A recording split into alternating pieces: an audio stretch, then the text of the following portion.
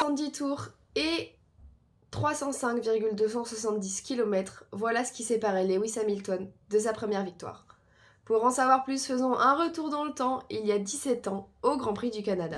Après avoir remporté sa première pole position la veille, Lewis Hamilton a écrit ce 10 juin 2007 la première page de son histoire en Formule 1. Malgré une course avec une issue très probable, celle-ci n'en fut pas moins mouvementée, avec l'apparition 4 fois de la safety car.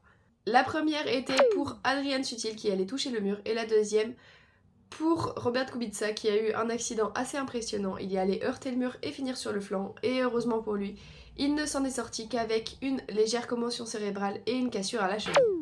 Il faut savoir que pendant l'accident d'Adrian Sutil, le ravitaillement était interdit, et donc pour cela, Alonso et Rosberg ont eu une pénalité. Puis après la reprise de course, nous avons eu la troisième fois une safety car qui est intervenue au tour 49, car Albers a été gêné par des débris sur la piste qui a endommagé son aileron et qui a donc causé une safety car pour enlever ces débris.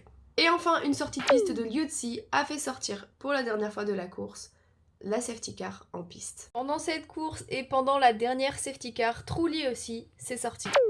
Pendant ce temps, 2 drapeaux noirs ont été brandis pour Fisichella et Massa qui n'ont pas respecté le feu rouge à la sortie des stands, tandis que Lewis tenait toujours la tête de la course. Enfin, tour 70. Après 67 tours passés en tête, c'est la délivrance pour Lewis Hamilton qui remporte la première course de sa grande carrière après, on peut se le dire, une course assez mouvementée.